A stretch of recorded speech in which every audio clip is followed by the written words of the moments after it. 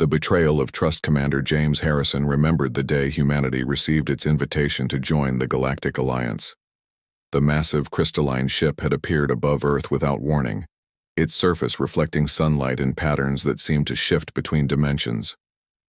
Inside, Ambassador Krell of the Vorthan Empire had extended a four-fingered hand in friendship. His species stood 9 feet tall with skin that shimmered like liquid mercury, and when he spoke, his voice resonated with the weight of 1,000 civilizations. The Alliance consisted of 412 species spread across 3 spiral arms of the galaxy. Each member contributed something unique to the collective. The Vorthans provided advanced propulsion technology. The Seraphim offered their mastery of energy manipulation. The Collectors maintained the vast libraries of knowledge that dated back millions of years. When Krell looked at Earth's representatives, he saw potential in humanity's adaptability and innovative spirit. What he failed to see was the iron will that had carried humans through ice ages, plagues, and world wars. 3. Years passed in what felt like moments. Human colonies sprouted across 17 star systems, each one a testament to humanity's eagerness to embrace their new role in the galaxy. The colony on Kepler 442b became a hub for agricultural innovation, feeding dozens of alien worlds with crops they had never imagined. The mining operations in the asteroid belt of Proxima Centauri supplied rare minerals to Alliance shipyards. Children grew up learning alien languages alongside their native tongues, and human art found its way into galleries on worlds where the concept of visual beauty took forms beyond human comprehension.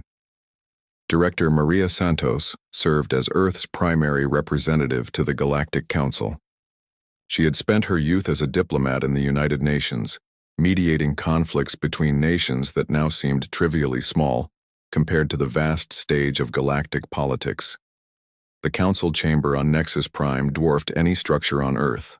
Its walls curved upward for nearly a kilometer, covered in living metal that displayed the history of the Alliance in moving murals. Maria often found herself staring at those walls during council sessions, watching civilizations rise and fall in artistic representation while the real powers of the galaxy debated the fate of trillions. The Zenith arrived without warning, just as the Vorthans had years before, but their intentions were far from peaceful. These beings existed as pure consciousness housed in mechanical shells that could reshape themselves at will. They consumed energy directly from stars, leaving dead solar systems in their wake. Their first attack obliterated 3 Seraphim colonies, in minutes draining their suns until nothing remained but frozen rocks orbiting points of absolute darkness. The Alliance had faced threats before, but nothing like this. The Zenith didn't negotiate, didn't communicate, and didn't stop. High Chancellor Thrak of the Vorthan Empire called an emergency session that would determine the fate of dozens of species. His voice echoed through the chamber as he presented the tactical situation. The Zenith were moving through the galaxy in a predictable pattern, following the spiral arms toward the galactic core. Mathematical models showed they would reach the heart of Alliance space within 6 months. The Council's combined fleet could mount a defense, but not everywhere at once. Choices had to be made about which worlds to protect and which to abandon. The debate lasted for 72 hours without pause. Species with regenerative abilities didn't need sleep, and stimulants kept the others functional. Maria watched as alliances within the Alliance formed and dissolved. The core worlds, those that had been part of the Council for millennia, banded together immediately. Their representatives spoke of duty to preserve the knowledge and culture that formed the foundation of galactic civilization. The newer members, including humanity, found themselves increasingly isolated as the discussion progressed. When the vote finally came, Maria felt her heart sink before the first hand was raised. The Council would consolidate all military assets around 47 core systems. The outer colonies, including all 17 human settlements, would receive no protection. Ambassador Krell avoided her gaze as he voted in favor of the plan. The Seraphim representative, who had once called humanity the future of the Alliance, raised her crystalline appendage in agreement. 408 species voted to leave humanity's colonies defenseless. Only Earth and 3 other newcomer species voted against the measure, Maria stood as the results were announced, her voice cutting through the ceremonial conclusions. She asked how the council could simply abandon billions of sentient beings. High Chancellor Thrak responded with cold logic that had guided the Alliance for eons. The needs of the many outweighed the needs of the few. The core worlds contained the majority of the population and the accumulated knowledge of millions of years. The outer colonies were expendable by comparison. When Maria pressed further, asking about evacuation efforts, she was told that moving the fleet to rescue operations would leave gaps in the defensive line. The decision was final. The journey back to Earth took 3 days through hyperspace. Maria spent every hour reviewing the footage from the council session, looking for some sign that she had misunderstood, that there was some hidden plan to save humanity's colonies. She found nothing but calculated indifference. The Alliance viewed humans as useful contributors but ultimately disposable. They had welcomed humanity with open arms when it served their purposes, and now they discarded them just as easily. President Chen received her report in the secure bunker beneath Mount Weather. The room contained only 5 people, the absolute minimum who needed to know the full truth immediately. General Thompson, head of Earth's combined military forces, remained silent as Maria described the Council's betrayal. Director Kim of the Science Division stopped taking notes halfway through, his stylus hanging motionless above his tablet. Secretary of Colonies Jack Williams had family on 3 of the abandoned worlds. His face went pale, then red, then settled into something harder than stone. The president asked a single question that would change the course of galactic history. He wanted to know if the Council would prevent Earth from attempting its own evacuation efforts. Maria confirmed that any ships diverted from their assigned defensive positions would be considered deserters. The Alliance would treat them as pirates, enemies of the state to be destroyed on sight. Earth could follow orders and watch its children die, or it could resist and be expelled from the Alliance entirely. There was no middle ground. The first footage from the colonies arrived 12 hours later. New horizons, humanity's pride, fell in minutes. The zenith surrounded the planet with their mechanical forms, each one the size of a city. They extended tendrils of pure energy down to the surface, draining the life force of every living thing. The colonists didn't even have time to reach the shelters. Parents died shielding children who dissolved moments later. The planet's atmosphere burned away, leaving only a frozen husk that would drift through space forever. The Harvest Moon colony managed to broadcast for 47 minutes before the end. Governor Patricia Wells stood at her desk, speaking calmly to the camera while hell descended outside her window. She talked about her daughter on Earth, about the garden she had planted that would never bloom, about the promise of humanity's future among the stars. Behind her, the sky turned from blue to orange to black. She never stopped speaking, even as the buildings shook and the lights failed. Her last words were a message to Earth. "Remember us," she said. "Remember what they let happen." By the time the zenith finished with humanity's colonies, 14 billion humans were dead. The Alliance's defensive line held exactly as planned. The core worlds remained untouched while the outer territories burned. High Chancellor Thrak sent a message of condolence to Earth, praising humanity's sacrifice for the greater good. He offered full membership benefits to Earth itself, including preferred trade status and access to advanced technologies. The message ended with an invitation for humanity to send new representatives to the Council to continue their partnership in building a better galaxy. President Chen read the message once, then deleted it without responding. Around him, Earth's leadership sat in silence that held more meaning than any words. General Thompson finally spoke, saying what everyone was thinking. The Alliance had made a mistake. They thought humans would accept this loss as the price of membership. They thought humanity would mourn and move on. They had no idea what they had awakened. Humans didn't forget. Humans didn't forgive. And humans certainly didn't abandon their own. The reckoning begins. The withdrawal began quietly, without fanfare or announcement. Human merchants stopped arriving at Alliance trading posts. Human scientists recalled their research teams from joint facilities. Human diplomats submitted polite resignations from their positions. Within 6 weeks, not a single human remained in Alliance space. The Council barely noticed at first, too busy celebrating their victory over the Zenith to care about one species' apparent tantrum. Beneath the surface of Earth, in caverns that stretched for thousands of miles, humanity's real response took shape. The excavations had begun the day after first contact, a contingency plan that everyone hoped would never be needed. President Chen's grandfather had insisted on it, remembering Earth's history of betrayed trusts and broken treaties. The facilities were designed to be invisible to Alliance sensors, shielded by miles of rock and electromagnetic interference generators that made deep scanning impossible. Dr. Lisa Chang stood in the primary construction bay, watching the IID skeleton of humanity's first true warship take form. The Alliance had shared their ship designs freely, confident in their superiority. What they hadn't realized was that humans didn't just copy technology, they improved it. Every system had been reimagined through the lens of human creativity and paranoia. Where Alliance ships relied on automation and artificial intelligence, human vessels integrated their crews directly into the ship's nervous system through neural interfaces that the Alliance considered too dangerous to use. The Neural Interface Program had recruited volunteers from across Earth. They weren't soldiers in the traditional sense, but ordinary people who had lost everything.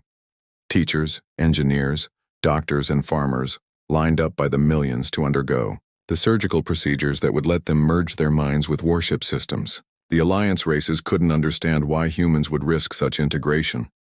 They had never experienced the kind of loss that made personal safety irrelevant compared to the need for justice. Captain Michael Torres had lost his wife and 3 children on the New Horizons colony. The neural crown embedded in his skull let him feel every system of his ship, the Nemesis, as if it were part of his own body. The weapons were his fists, the engines his legs, the sensors his eyes. Around him, 1,500 crew members shared the same connection, their consciousness forming a collective that could react faster than any computer. When they moved together, the ship became something more than metal and energy. It became humanity's vengeance given form. The first test flight took place in the outer solar system, far from any Alliance observation posts. The Nemesis accelerated from 0 to half light speed in 3 seconds, a feat that should have torn any ship apart. The inertial dampeners, redesigned by humans who understood that sometimes you needed to feel the acceleration to truly control it, held perfectly. The weapons test vaporized an asteroid the size of Manhattan with a single shot. The stealth systems made the ship invisible to every detection method the Alliance had shared with humanity. 6 months after the last human left Alliance space, Earth's war fleet was ready. 147 vessels, each one crewed by people who had nothing left to lose and everything to prove. They didn't carry the sleek beauty of Alliance ships or the organic curves of Seraphim vessels. Human warships looked like what they were, instruments of calculated violence designed by a species that had turned warfare into an art form over thousands of years of practice. The fleet's first target was a Vorthon supply depot in the Cygnus system. It serviced the ships that had enforced the blockade while human colonies died. Commander Patricia Lee, whose parents had been on Harvest Moon, led the assault. 30 human ships appeared from hyperspace simultaneously, their arrival coordinated to the microsecond. The depot's defenders had 12 seconds to respond before the first missiles struck. The battle, if it could be called that, lasted 43 seconds. The depot was gone, vaporized so completely that only molecular dust remained. The Alliance's response was predictable. High Chancellor Thrak appeared on every communication channel, condemning humanity's unprovoked attack. He demanded Earth's immediate surrender and threatened full military retaliation. The Council voted unanimously to declare humanity a rogue state, an enemy of galactic peace. They mobilized their grand fleet, 5,000 ships from 400 species, to put down what they saw as a minor rebellion by an upstart race. Admiral Sarah Mitchell watched the Alliance fleet gather from her command ship, the Reaper. She had spent 3 years studying Alliance tactics while serving as a military liaison. Their formations were perfect, their technology superior, their numbers overwhelming. They had every advantage except one. They fought to maintain order, to preserve the status quo, Humans fought because they had already lost everything that mattered. That kind of motivation changed the rules of engagement in ways the Alliance couldn't comprehend. The Battle of Kepler 442b took place in the ruins of humanity's first colony. The Alliance fleet arrived expecting to find human ships arranged in traditional battle formations. Instead, they found empty space and the ghostly remains of a dead world. Admiral Zeth of the Seraphim commanded the Alliance forces. His consciousness spread across a dozen avatar bodies to better coordinate the fleet. He ordered deep scans of the system, confident that human ships were hiding behind some primitive, cloaking device. The human fleet wasn't hiding. They were hunting. Small wolf packs of 3 to 5 ships appeared and disappeared throughout the system, striking at isolated Alliance vessels before vanishing into hyperspace. The attack seemed random at first, hitting supply ships here, scouts there. Admiral Zeth tried to adapt, forming defensive clusters that could support each other. That's when the real assault began. 50 human ships emerged from hyperspace inside the Alliance formation, so close that their hulls almost touched enemy vessels. The neural-linked crews reacted faster than thought, firing weapons before Alliance computers could calculate firing solutions. Human ships rolled and twisted through space in maneuvers that should have killed their crews. But the neural integration let them endure forces that would crush unaugmented bodies. They fought like living creatures rather than machines, unpredictable and savage. When the Alliance finally drove them off, they had lost 300 ships. The humans had lost 12. The news of the battle spread through Alliance space faster than official channels could control it. 412 species began to question what they thought they knew about humanity. The Council had dismissed humans as emotional primitives who needed generations to match Alliance capabilities. Instead, they faced an enemy that had revolutionized warfare in months, that turned their own shared technology against them, that fought with a fury the galaxy hadn't seen in millions of years. Back on Earth, President Chen stood before the assembled leaders of humanity's war effort. The Alliance had sent another message, this time offering to negotiate. They proposed a cessation of hostilities, a return to the previous status quo, and compensation for the lost colonies in the form of technology transfers. Chen read the offer aloud, then asked for responses. The room remained silent for a full minute before General Thompson spoke. He said the Alliance still didn't understand. This wasn't about compensation or technology. This was about justice. The war had only just begun. In hidden shipyards across the solar system, new vessels were already under construction. Each one incorporated lessons learned from the Battle of Kepler 442b. The neural interface program had expanded to include civilians who would never see combat, but could contribute their minds to logistics, planning, and support roles. Children who had lost parents on the colonies grew up training for the day they could take their place in the fleet. The Alliance controlled 400 star systems with populations in the trillions. They had resources humanity couldn't match, technology developed over eons, and the combined military might of hundreds of species. By every logical measure, humanity couldn't win this war. But humans had never been particularly logical when it came to protecting their own. They had turned disadvantage into victory throughout their history, from Thermopylae to Stalingrad to the Mars Rebellion. As Earth's war fleet prepared for its next strike, a message played on repeat across human space. It was Governor Patricia Wells's final transmission from Harvest Moon, her calm voice speaking of gardens that would never bloom. Every human ship carried those words into battle. Every crew member knew why they fought. The Alliance had thought humanity would accept the loss of 14 billion souls as a necessary sacrifice.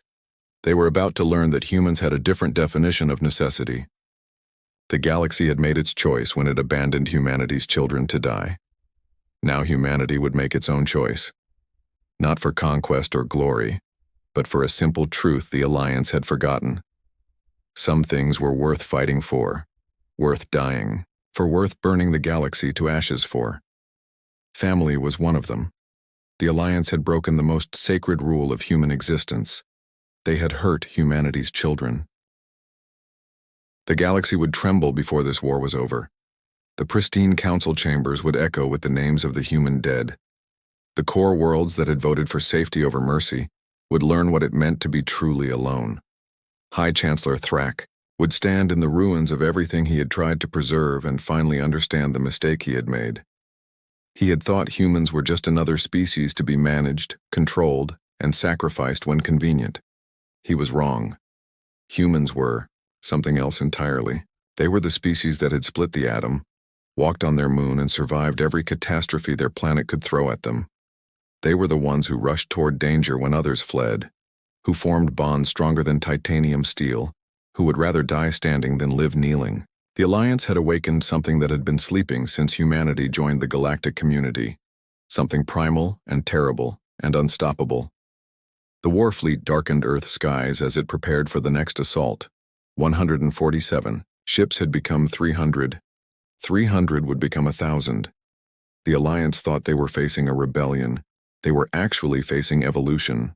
Humanity was becoming something new, something forged in the fire of betrayal and loss. The galaxy had demanded sacrifice, and humanity would give it to them. But not in the way they expected. The stars themselves would remember what happened when the Galactic Council betrayed Earth.